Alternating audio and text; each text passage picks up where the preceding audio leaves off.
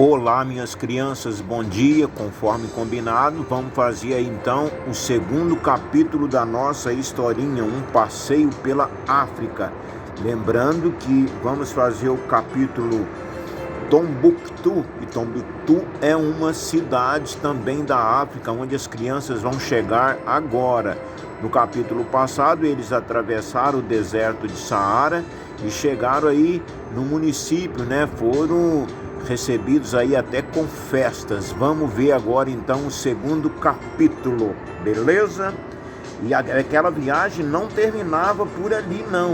A caravana ia para Tombouctou, bem mais a leste, à beira de um grande rio, que era o rio Níger. Para lá saíram, a bordejar o deserto, naquilo a que se chamava a sua praia, Shaiel, em árabe, que em português vira Saiel. Embora continuassem a marcha em terras áridas, de vez em quando encontravam água. Vejam, é uma cidade enorme, exclamou Zezinha com algum exagero ao avistar Tombouctou. Tombouctou ocupava uma área bastante extensa, com casas de 1, 2 ou 3 andares coberta por um terraço e com poucas janelas. Toda a cidade tinha a mesma cor do barro sobre o qual se erguia, mas desde logo podia-se ver algumas torres altas em forma de pirâmides truncadas a cortar a monotonia do seu perfil. Acamparam fora da área urbana num grande recinto que acolhia as caravanas. Ali, os 3 meninos foram procurados por um rapaz sorridente de nome Ibrahim. Ele era professor em uma escola local. Vou mostrar-lhes Tombouctou. É uma cidade muito antiga que já era importante comercialmente no século XIII da era cristã e se tornou famosa 100 anos depois como um centro de saber muçulmano aqui. As caravanas trocavam sal por ouro, o ouro com que se cunhavam as moedas nos países árabes e na Europa antes da descoberta da África. Tudo isso era feito por aqui, em Tombouctou. Era então em busca do ouro que se atravessava o deserto? Perguntaram. Era, e graças ao ouro surgiram ao sul do Saara, nesta região, a que os árabes chamam Bilad al-Sudan, ou país dos negros, dos grandes impérios. O primeiro tendo por centro o sul da atual Mauritânia, foi o de Gana, que já existia no século VIII. Seu rei ornava-se de ouro.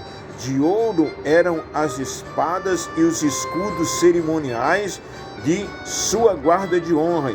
De ouro também os arreios dos seus cavalos e as coleiras dos seus cães. Maior ainda e mais poderoso foi o império de Mali, que no seu apogeu no século XIV se estendia das margens do deserto até o Atlântico.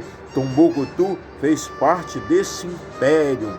E nós vamos escutando a historinha pessoal com música aí do fundo. Tá aí a rodovia dos Bandeirantes também aí no vídeo, conforme combinado, tá bom? Ibrahim fez uma pausa e depois explicou. A gente daquela época tinha no sal a moeda com que adquiria o ouro. 1 quilo de sal, por exemplo, valia uma boa quantidade de ouro, porque o sal era raro na floresta e absolutamente necessário para a alimentação humana. No meio do Saara há várias grandes minas de sal, de um sal compacto como pedra. Nessas minas, o sal era cortado em grandes blocos e postos no dorso dos camelos. Quando vencidos todos os perigos, a caravana lograva chegar a esta margem do deserto. Os blocos passavam para as mãos dos mercadores de Tombuctu, que os partiam em 2 ou 3 pedaços, para que pudessem ser carregados na cabeça dos seus escravos ou serviçais. Parte da viagem podia ser feita em grandes canoas, subindo o rio Níger, mas muito do percurso se dava a pé mesmo. A fila dos carregadores cruzando a savana e depois caminhando pelas trilhas estreitas da floresta. Ao chegar à borda de uma região que compreendia as nascentes dos rios Níger e Senegal, trocavam o sal então por ouro. Para trocar ouro por sal, esta gente da floresta devia ter muito ouro, comentou Gustavo, limpando os seus óculos. Os habitantes daquela terra, Bambuque e Buré, recolhiam pepitas de ouro dos rios ou o retiravam dos poços fundos ligados por galeria que cavavam na terra. Eram mineradores muito hábeis que conheciam as técnicas do ofício e, para se proteger da cobiça dos estrangeiros, guardavam os segredos de onde e como obtinham aquele metal precioso.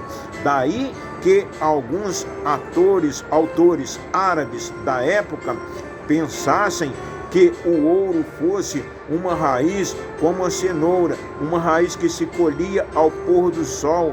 Espalharam, além disso, para afastar os estranhos, que aqueles mineradores de ouro eram gente muito ferozes e monstruosas, com cabeça e dentes e rabo de cachorro. Olha só, pessoal, era o ouro trocado pelo sal, quem diria, hein?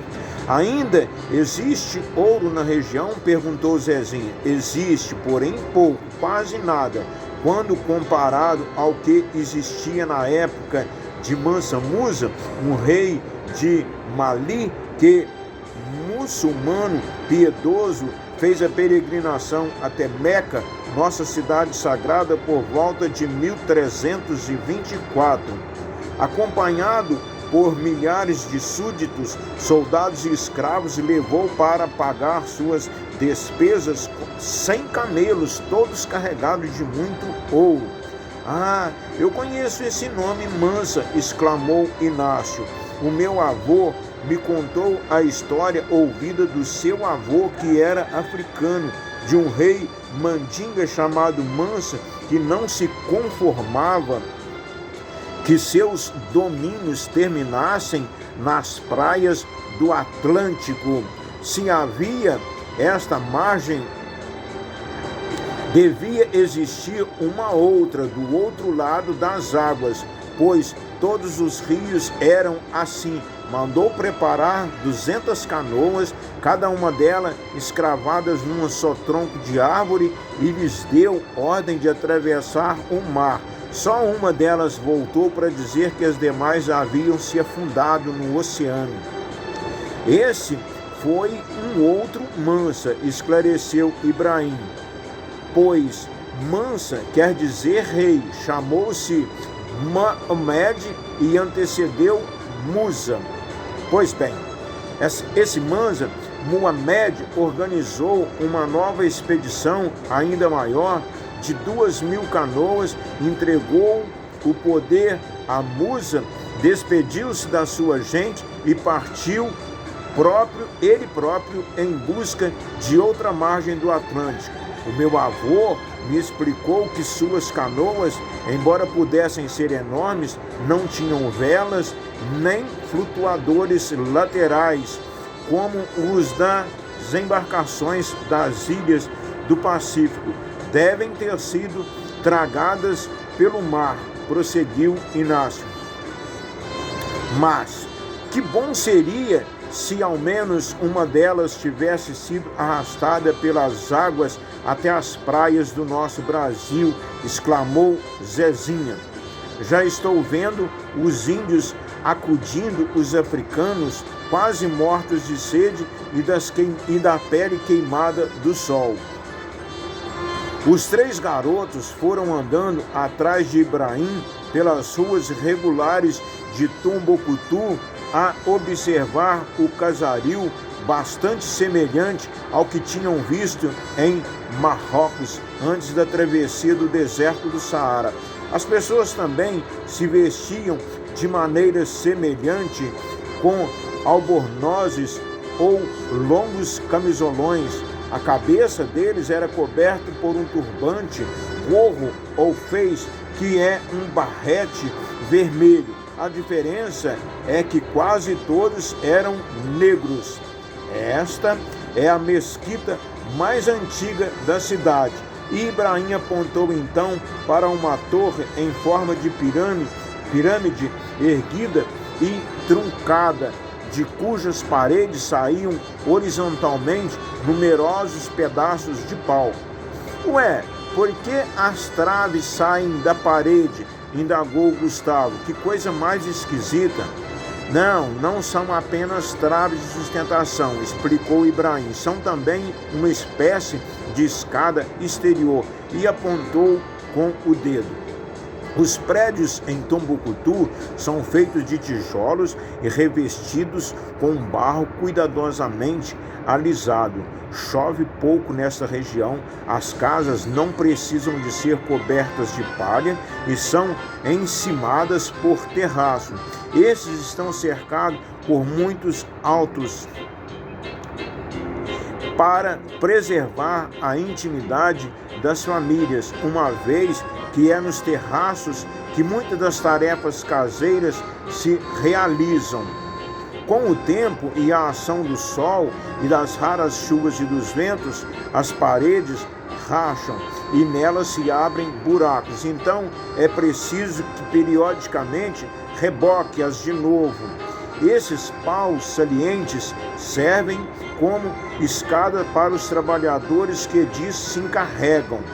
Passou por eles um rapazola tangendo com uma vareta meia dúzia de cabritos, e Ibrahim continuou. Tombuctu não foi apenas uma grande cidade comercial, foi também um centro de ensaio. Neste bairro de Sankore funcionavam, quando o Brasil foi descoberto, cerca de 150 escolas, nas quais, além do Alcorão, das tradições do profeta Maomé e das leis islâmicas, se estudavam história, geografia, gramática árabe, retórica, lógica, astronomia e astrologia. Havia, portanto, uma espécie de universidade, que saber Inácio. Sim, havia, e para cá vinham mestres ou ulemás e estudantes dos mais diferentes lugares. Bom, pessoal, então aqui a gente para com o capítulo 2, né? O próximo capítulo é Remando no Rio Níger. Espero que estejam gostando da historinha. Um forte abraço a todos e até lá. Valeu, com a musiquinha no fundo aí para curtir mais um pouquinho. O fundo aí da Rodovia dos Bandeirantes também. O vídeo de ontem nós gravamos na boquinha da noite, ficou um pouco escuro. A visão de hoje está bem melhor, né? Período da manhã é mais gostoso, fica mais bonito também. Apreciem.